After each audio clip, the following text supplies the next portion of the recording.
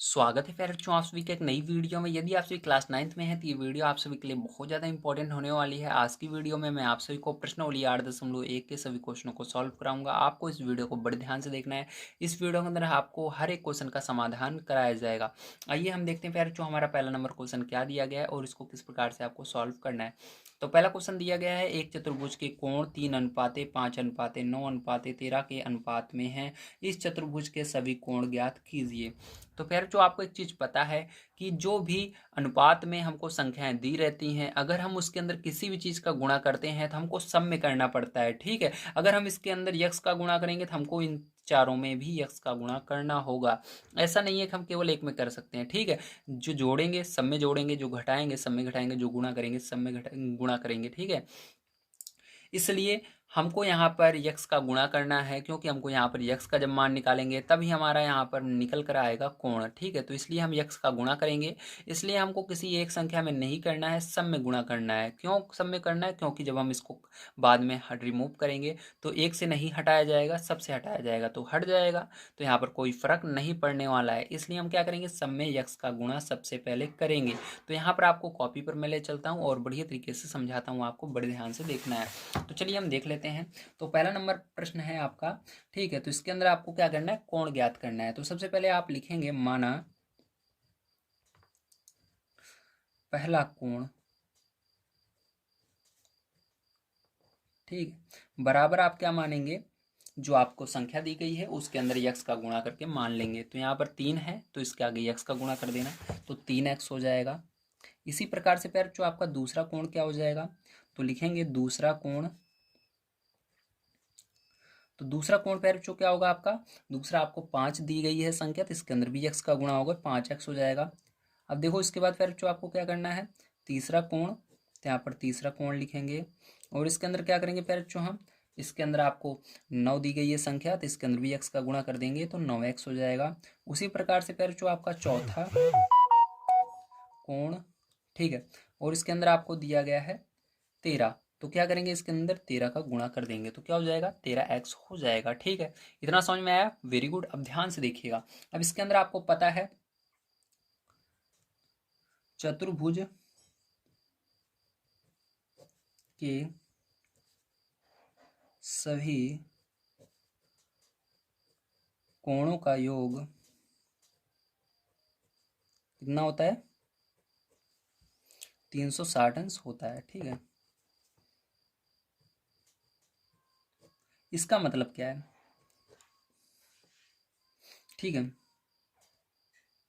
इसका मतलब क्या होता है, देखो इसका मतलब ये होगा पैरचों कि हम जानते हैं जो चतुर्भुज होता है उसके सभी कोणों को अगर हम जोड़ें तो किसके बराबर होगा, 360 के बराबर होगा। ठीक, तो यहाँ पर देखो ध्यान से, अगर आप देखोगे तो यहाँ पर देखो पहला कोण ये है, दूसरा ये है, तीसरा ये, चौथा ये। तो चतुर्भुज में टोटल कितने कोण होते हैं, 4 कोण होते हैं, तो चारों हमको पता है। अगर हम चारों को जोड़ेंगे तो 360 के बराबर रख देंगे। तो चलिए हम इसको कर लेते हैं, ध्यान से आपको देखना है। तो यहाँ पर हम लिखेंगे, क्योंकि चतुर्भुज के सभी कोणों का योग 360 अंश होता है, इसलिए अब क्या करोगे आप यहाँ पर, इसलिए आपको यहाँ पर क्या करना होगा, इन सबको जोड़ना होगा। तो 3x plus 5x plus 9x plus 13x, ठीक है, बराबर कर देना है आपको, क्योंकि सबको जोड़ने पर जो आपका रहेगा कुल योग जितना आता है उसको बराबर के दूसरे साइड लिखा जाता है। तो 360 अंश को इधर लिख दोगे दूसरी तरफ। ठीक है, अब देखो पैर जो इन सबको जोड़ लीजिएगा। चलो हम जोड़ते हैं इसको। तो जोड़ोगे तो आपका कितना आ जाएगा, यहाँ पर 3x आ रहा है, सॉरी 30x आ रहा है, तो 30x लिखेंगे और यहाँ पर 360 अंश आएगा, 360 अंश लिखेंगे। अब देखो यक्स का मान हमको निकालना है, तो फिर जो यहाँ पर यक्स बराबर क्या हो जाएगा, जल्दी बताइए। तो ये इधर पक्षांतर होगा, तो 360 बटे में 30 आ जाएगा। अब 30 से इसके अंदर देखो भाग दोगे, जीरो से जीरो सबसे पहले कटेगा और उसके बाद 3 से इसमें 36 में भाग दोगे तो यक्स बराबर आपका 12 आ जाएगा। ठीक है, तो यक्स बराबर 12 आ गया। अब देखिए पहला कोण आपका क्या निकला, तो पहला कोण देखिए हमने माना था 3x, तो 3 गुणे यक्स का मान कितना है 12, तो 12 का यहाँ पर गुणा कर दीजिएगा। तो यहाँ पर 12 का गुणा करोगे तो कितना आएगा, 12 36 अंश आ जाएगा पहला कोण। इसी प्रकार से दूसरा क्या हो जाएगा, 5 रहेगा, यक्स का मान 12 भी निकला है तो 12 रख दीजिएगा। यहाँ पर देखो 5 गुणे 12 कीजिएगा या 12 का पहाड़ा 5 बार पढ़िएगा तो 12 पंचे 60 हो जाएगा। ठीक, तो कितना आएगा, 60 अंश आएगा यहाँ पर। इसी तरह से देखो यहाँ पर क्या हो जाएगा, 9 गुणे यक्स का मान कितना है 12 भी आया तो 12 लिखेंगे। उसके बाद 12 का गुणा 9 में करेंगे तो 12 9 108 हो जाएगा। ठीक है। और इसके बाद देखो पैरचो क्या हो जाएगा यहाँ पर आपका 13 है, गुणा लगाएंगे 12 लिख देंगे यहाँ पर क्योंकि यक्स का मान 12 निकला है।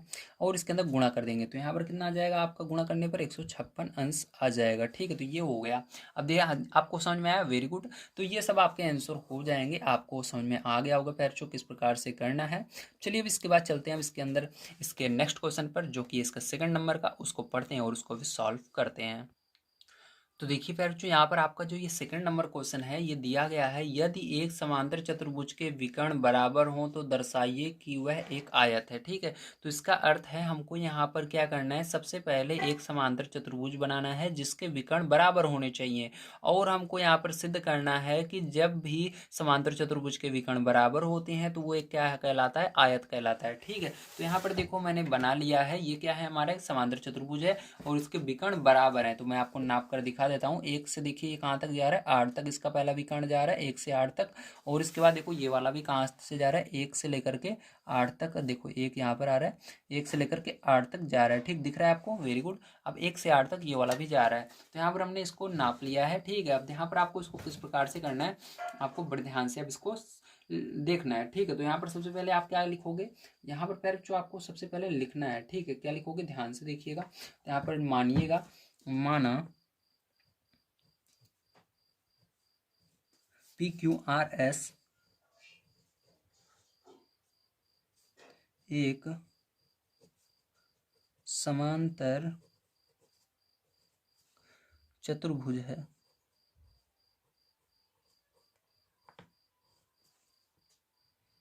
ठीक है, इस तरह से आप मान लोगे। अब इसके बाद क्या करना है, आप जिसमें हमको पता है, जिसमें हमको पता है हमारा क्या है PR और यहाँ पर QS या SQ बराबर है। ठीक, तो यहाँ पर हम लिख देंगे PR जो है हमारा वो क्या है, बराबर है आपके SQ के। ठीक है, ये बराबर है, मैंने भी आपको नाप के दिखाया और ये मैंने बराबर इसलिए किया है क्योंकि ये आपके बुक में कहा जा रहा था कि इसको बराबर कीजिए इन विकर्णों को। ठीक है, तो इसलिए ये बराबर है, इसलिए आगे लिख दीजिएगा दिया है। ठीक है, आपके बुक में करने के लिए। अब इसके बाद देखो यहाँ पर अब हम देखेंगे दो त्रिभुज के अंदर, पहला त्रिभुज ये वाला है, ये त्रिभुज, और दूसरा ये वाला त्रिभुज। ठीक है, इस त्रिभुज के अंदर यहाँ से लेकर यहाँ तक पूरे ये त्रिभुज बन रहा है और दूसरा ये वाला त्रिभुज। ठीक है, अब देखो ध्यान से, तो यहाँ पर लिखेंगे त्रिभुज आपका PQR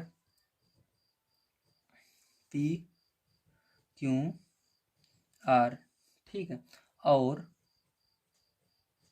दूसरा त्रिभुज आपका पैर जो यहाँ पर रहेगा QPS वाले में। ठीक है, तो यहाँ पर QPS में, अब इसके अंदर आपको क्या करना है, जब भी त्रिभुज रहता है इसके अंदर हमको तीन चीजें बराबर दिखानी है, मतलब तीन चीजों को बराबर दिखा देना है। ठीक है, चाहे वो कोण रहे चाहे भुजा रहे। ठीक है, अगर हम बराबर दिखा देते हैं तो ये हमारा सर्वांग हो जाता है। ठीक है, मतलब दोनों बराबर त्रिभुज कहलाते हैं तीन चीजें बराबर दिखाने पर। अब चलो हम कैसे इसको बराबर दिखाएंगे, इसको आपको बड़े ध्यान से देखना है। ठीक है, सबसे पहले देखो इसके अंदर आपका जो आपका इसके अंदर ये वाली भुजा है ये इसके बराबर होगी। ठीक, क्यों बराबर होगी, क्योंकि समांतर चतुर्भुज की सम्मुख भुजाएं बराबर होती हैं। तो देखो ये जो भुजा है इस त्रिभुज के अंदर आ रही है और ये वाली भुजा इस त्रिभुज के अंदर आ रही है, तो दोनों बराबर है। तो यहाँ पर हम लिखेंगे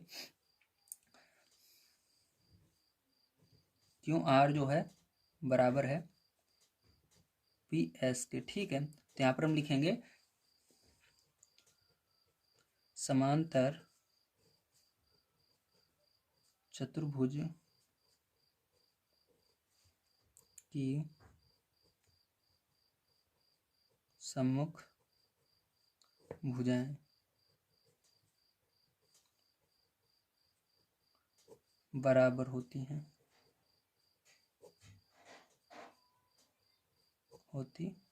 ठीक है, इस तरह से आपको लिख देना है पैरचो। ठीक है, समझ में आया, वेरी गुड। अब देखो इसके बाद आपको एक चीज़ बराबर आपने दिखा दी, इसके बाद आपको क्या करना है, दो चीज़ें और बराबर दिखानी है। तो यहाँ पर देखो इसके बाद हमारा अभी पता है आपको, मैंने क्या बताया, ये विकर्ण दोनों बराबर हैं। तो देखो ये वाला जो विकर्ण है इस वाले त्रिभुज में आ रहा है, ये वाला विकर्ण इस वाले त्रिभुज में आ रहा है। तो यहाँ पर हमारा क्या हो जाएगा, ये जो हमारा PR होगा ये हमारा SQ के बराबर होगा। तो यहाँ पर हम लिख देते हैं PR बराबर SQ। ठीक, ये आपको दिया गया था बुक के अंदर ही, दोनों बराबर हैं। ठीक, तो यहाँ पर लिख दीजिएगा दिया है। अब इसके बाद देखो एक चीज़ और बराबर दिखानी, तो ये देखो ये कॉमन आ रहा है, इस वाले त्रिभुज में भी ये वाली भुजा है इस वाले में, और इस वाले त्रिभुज में भी ये भुजा है। ठीक है, तो ये कॉमन है, तो यहाँ पर लिख देंगे PQ बराबर, क्योंकि ये PQ है तो PQ बराबर पी क्यू, ठीक है। तो ये क्या है, समान रहेगा आपका, तो यहाँ पर लिख देंगे समान, ठीक है। तो इस तरह से आपको लिख देना है समान, ठीक है। यहाँ पर माँ में भी अकमांतर रहेगी, तो समान हो गया, ठीक है। अब देखो इसके बाद क्या करना है, जो ध्यान से समझिएगा। अब इसके बाद हमने क्या किया, एक दो तीन चीजें बराबर दिखा दी, तो अतः हम कह सकते हैं ये जो हमारा दोनों त्रिभुज है ये सर्वांग सम है। तो यहाँ पर हम लिखेंगे त्रिभुज जो हमारा है पी क्यू आर, ये क्या होगा, सर्वांगसम होगा किसके, त्रिभुज क्यू पी एस के, ठीक है। ये दोनों क्या हो जाएंगे, सर्वांगसम हो जाएंगे फिर बच्चों, ठीक है। किस नियम से होंगे, यहाँ पर देखो सब हमने क्या किया, भुजा को दिखाया, ये वाली भी भुजा थी हमारी, ठीक है। ये वाली जो हमने पहले दिखाया ये भी भुजा थी, और दूसरा ये जो था ये भी एक प्रकार की भुजा है विकर्ण, और तीसरा ये भी। तो यहाँ पर ये हमारा कौन सा नियम से सर्वांगसम हुई है, यस यस यस, यानी सब भुजाओं से हुई है, साइड साइड साइड, ठीक है। तो यस यस यस मतलब साइड साइड साइड, ये हिंदी में भुजा भुजा भुजा नियम से, ठीक है। तो इस नियम से ये क्या हो गया, सर्वांगसम हो चुका है आपका, ठीक है। अब इसके बाद क्या करना है आपको, यहाँ पर इसको सिद्ध करके दिखाना है कि ये हमारा एक क्या है, ये एक हमारा आयत है, ठीक है। तो अब इसके लिए क्या करेंगे, ध्यान से देखिएगा। तो यहाँ पर आपको लिखना है, तो यहाँ पर आपका जो कोण होगा, अब देखो इसके अंदर मैंने क्या कहा, अगर हम तीन चीजें बराबर दिखा देते हैं किसी भी त्रिभुज में तो सारी चीजें बराबर हो जाती हैं। तो यहाँ पर अब कोण की बात कर रहे हैं, ध्यान देखिएगा, कोण इसको बोलते हैं। कोण जो होगा हमारा इस वाले त्रिभुज का पी क्यू आर, तो बीच में क्या है, क्यों है, तो क्यों की बात हो रही है। ये वाला जो कोण होगा प्यारचों, ये आपका क्या होगा, बराबर होगा दूसरे त्रिभुज के इस वाले कोण के। तो यहाँ पर हम लिखेंगे कोण, ये क्यों वाला कोण किसके बराबर है, पी वाले के। लेकिन यहाँ पर देखो आपको इस पूरे को लिखना होगा, जिस कोण को हम दिखाते हैं उसको बीच में लिखते थे। यहाँ पर क्यों को दिखा रहे थे इसलिए क्यों बीच में है, ठीक है। क्यों को दिखा रहे थे, क्यों कोण को, क्यों बीच में है। पी को दिखाना है तो पी को बीच में रखना है, तो इसी को पूरे को उतार दीजिएगा, क्यों पी, यस पी देखो हमारा बीच में आ रहा है। तो यहाँ पर क्या होगा, ये कोण इसके कोण के बराबर होगा, क्यों वाला कोण पी के बराबर है, तो ये कोण इसके बराबर होगा, ठीक है। अब तो देखो प्यारे जो यहाँ पर किस नियम से ये बराबर होगा, सीपीसीटी नियम से होगा। सीपीसीटी का मतलब होता है जब हम दो त्रिभुज को बराबर दिखा देते हैं, मतलब उनको सर्वांगसम दिखा देते हैं, ठीक। तो अभी हमने क्या किया, इन दोनों त्रिभुज को सर्वांगसम दिखाया, तो क्या होता है उनके अंदर जितने भी कोण होते हैं, जितनी भुजाएं होती हैं, सब आपस में बराबर हो जाती हैं, तो उसी को हम सीपीसीटी कहते हैं, ठीक है। तो उसी नियम से हमने दिखाया। अब देखो ध्यान से देखिएगा, यहाँ पर प्यार जो अब क्या करना है, यहाँ पर देखो ये जो कोण बन रहा है ये कितने का बनेगा, 90 अंश का बनेगा। आपको पता है जब एक सीधी, यहाँ पर जैसे यहाँ पर कितने अंश का कोण बनेगा, 90 अंश का कोण बनेगा। क्यों बन रहा है, क्योंकि ये एक आपका आधार है, आधार पर क्या हो रहा है, एक लंब पड़ रहा है, तो यहाँ पर हमेशा 90 अंश का कोण बनता है। जैसे आधार है यहाँ पर भी लंब बन रहा है तो 90 अंश का। तो देखो 90 90 जोड़ोगे 180 होगा, तो मतलब दोनों को, अगर दोनों कोणों को जोड़ें तो 180 अंश के बराबर होगा। तो इन दोनों को जो क्या करेंगे, प्लस करके लिखेंगे। लेकिन केवल आपको पी और क्यों नहीं लिखना है, जैसे यहाँ पर पूरा लिखा था इसी तरह से लिखेंगे। तो यहाँ पर हम लिखेंगे कोण पी क्यू आर और प्लस दूसरा वाला कोण क्यू वाला, तो इसको पूरा इस तरह से लिखना, क्यू पी एस को जोड़ोगे जब प्यारे बच्चों तो कितना होगा, 180 अंश, 90 ये 90 ये 180 अंश होगा, ठीक है। अभी यह मैंने यहाँ पर सिद्ध आपको बताया है कि ये वाला इसके बराबर है, ये वाला इसके बराबर है। तो आप चाहो तो पी क्यू आर की जगह इसको लिख सकते हो, चाहो क्यू पी एस की जगह इसको लिख सकते हो। तो एक को हटाकर, जैसे क्यू पी एस है तो इसको हटाकर हम इसको ही लिख देते हैं। तो यहाँ पर क्यू पी एस को हटा देंगे, तो यहाँ पर पी क्यू आर ऐसे ही रहेगा, प्लस यहाँ पर देखो ये दोनों बराबर हैं, इसको चाहो इसके लिख दो चाहे इसको लिख दो। तो हम क्या कर रहे हैं, ये क्यू पी एस आपका है, इसको हटा करके इसको लिख देते हैं। तो यहाँ पर पी क्यों आर, ऐसा क्यों कर रहा हूँ अभी आपको समझ में आएगा। तो यहाँ पर 180 अंश हो जाएगा। अब देखो ये दो बार है तो यहाँ पर दो लिख देंगे, कोण पी क्यू आर बराबर 180 अंश, ठीक है। अब देखो कोण आपका पी, ठीक है, क्यू आर बराबर 180 अंश बटे में 2 हो जाएगा, भाग दे देंगे तो कोण पी क्यू आर बराबर कितना हो गया, 90 अंश हो गया। अब देखो जो पता है आपको, जो आयत होता है, ठीक है, जो आपका ठीक आयत होता है उसका प्रत्येक कोण कितना होता है, 90 अंश का होता है। तो यहाँ पर देखो हमने क्या किया, अभी एक कोण निकाला 90 अंश, तो ये 90 है तो ये भी 90 होगा, ये भी 90 होगा, ये भी 90 होगा। तो जो आयत होता है उसके एक कोण कितना होता है, 90 अंश का होता है। तो यहाँ से हम सिद्ध कर देते हैं कि अतः यह एक आयत है, ठीक है। तो यहाँ से सिद्ध हो जाता है हमारा कि ये एक आयत है, ठीक है, इस प्रकार से। अब चलो इसके बाद देखते हैं इसका तीसरा नंबर क्वेश्चन प्यारे बच्चों किस प्रकार से होगा।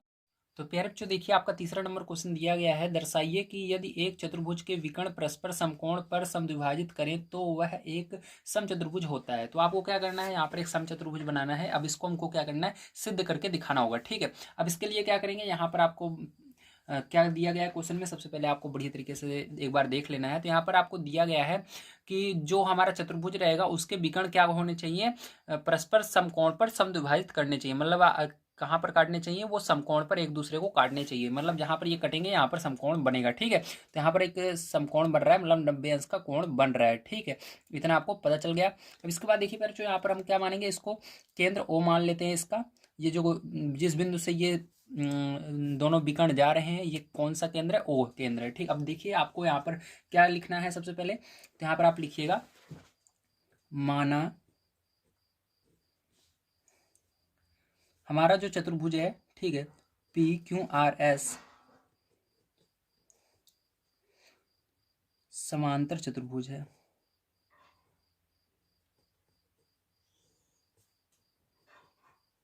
समांतर चतुर्भुज है, ठीक है। तो हमने इस तरह से माना, ठीक है। क्या माना, माना जो हमारा पी क्यू आर एस है वो क्या है, समांतर चतुर्भुज है। अब इसके अंदर देखिए समांतर चतुर्भुज है, तो जिसमें हमारा क्या होगा, जिसमें ध्यान रखिएगा जो आपका, ठीक है, जो आपका समचतुर्भुज होता है उसके अंदर दोनों विकर्ण क्या होते हैं, बराबर होते हैं। तो जो इसका देखो आधा होगा, मतलब इस विकर्ण का अगर आधा आधा हम टुकड़ा करें, ये इतना अलग हो जाएगा, ये इतना अलग हो जाएगा, ये इतना अलग हो जाएगा, ये इतना अलग हो जाएगा, ठीक है।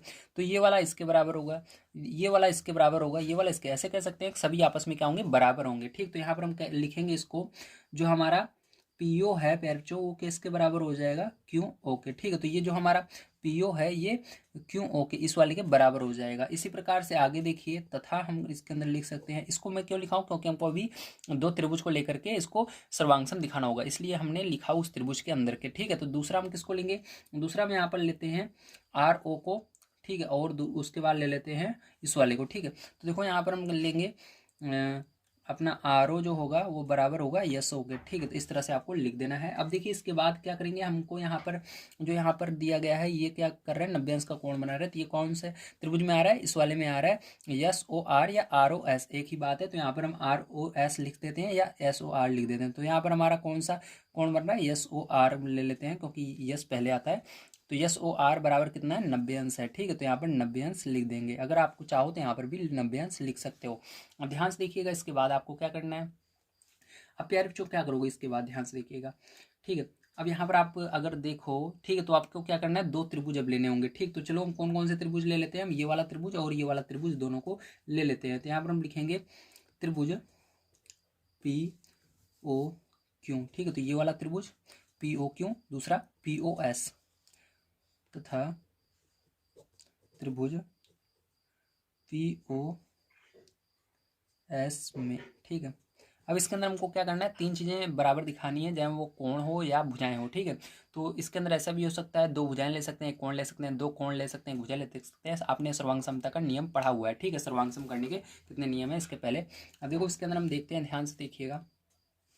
तो इधर देखिए ध्यान से, अब यहाँ पर मैं आपको बता देता हूँ। तो इसके अंदर देखिए पहला नंबर हम इसके अंदर क्या लेते हैं, तो इसके अंदर जो आपका हाँ ये वाला है, ठीक है। जो हमारा क्यू है ये बराबर हो जाएगा किसके, पी ओ के बराबर हो जाएगा, ठीक है। क्योंकि देखो ये वाला इस त्रिभुज के अंदर आ रहा है इसके अंदर, और ये वाला इस त्रिभुज के अंदर आ रहा है। तो इसको दोनों को हम बराबर कर देंगे, क्योंकि यहाँ पर भी हमने अभी आपको करके दिखाया था ऊपर कि ये दोनों क्या होंगे, बराबर होंगे। क्योंकि ये जो विकर्ण है, विकर्ण के आधे भाग हैं, तो आधे भाग चारों आपस में बराबर होते हैं, तो ये बराबर हो जाएंगे। तो यहाँ पर आपका क्या हो जाएगा प्यारे बच्चों, पी ओ बराबर हो जाएगा क्यू ओ को, ठीक है। तो इस तरह से आप लिख लोगे, या आप आगे लिख दीजिएगा दिया है, ठीक है, क्योंकि इसको हम मान लिए हैं। तो इस तरह से हमने किया। अब देखो इसके बाद आपका कोण एक बराबर आपको इसके अंदर मैं करके दिखा देता हूँ। तो इसके अंदर पहले जो आपका कोण ओ है, ठीक है, ये वाला कोण इसके बराबर होगा, क्योंकि यहाँ पर देखो ये 90 अंश बन रहा है, तो सभी क्या होंगे आपस में, यहाँ पर 90 अंश का कोण बनाएंगे, ठीक है। सभी आपस में क्या करेंगे, 90 अंश का कोण बनाएंगे। यहाँ पर भी 90 अंश का बनेगा, इधर भी 90 का, इधर भी 90 का, ठीक है। तो यहाँ पर क्या हो जाएगा, ये वाला कोण इसके बराबर हो जाएगा, क्योंकि हम इन दोनों त्रिभुज में देख रहे हैं। तो यहाँ पर हम लिखेंगे कोण पी ओ क्यू, कोण पी ओ क्यू बराबर कोण पी ओ एस बराबर लिख दी, या ब्रैकेट में लिख दीजिएगा, ठीक है, 90 अंश से दोनों 90 अंश है, ठीक है। इस तरह से आप लिख दीजिएगा। ठीक है, अब देखो इसके बाद फिर जो आपको क्या करना है, ये वाला जो पीओ है देखो ये कॉमन आ रहा है, इस वाले त्रिभुज में भी ये भुजा है और इस वाले में भी ये भुजा है, तो यहाँ पर लिख देंगे पीओ बराबर पीओ। ठीक है, समान है,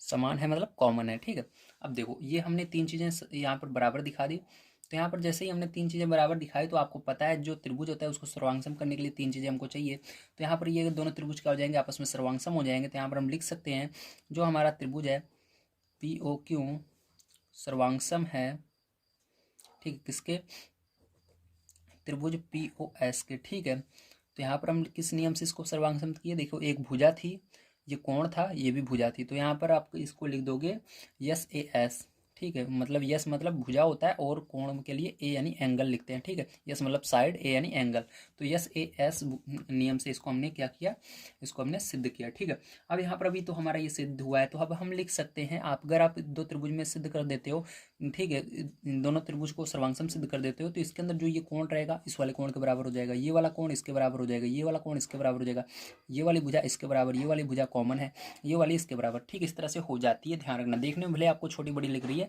लेकिन ये बराबर है। ठीक है, अब देखो ध्यान से, यहाँ पर आपको क्या करना है, आप लिख दोगे अतः जो हमारा पी क्यू है बच्चों वो बराबर होगा पी एस के। ठीक, तो पी क्यू कहाँ पर है, तो पी क्यू ये रहा और ये बराबर हो जाएगा इसके, ये दोनों भुजाएं बराबर हैं। ठीक है, तो किस नियम से, सीपीसीटी। सीपीसीटी का मतलब ये होता है कि जब हम दो त्रिभुज को सर्वांगसम दिखा देते हैं तो इसके अंदर जो अन्य चीज़ें रहती हैं, चाहे वो कोण रहें या भुजाएं रहें, अपने आप ही बराबर हो जाती है, उसका मतलब ये होता है सीपीसीटी। ठीक है, अब देखो इसके बाद क्या करना है, आपको लिखना है इसलिए, इसलिए ठीक है, हमारा जो होगा पी क्यू बराबर हो जाएगा, पी क्यू जो भुजा है वो क्यू आर के बराबर हो जाएगी प्यारे बच्चों।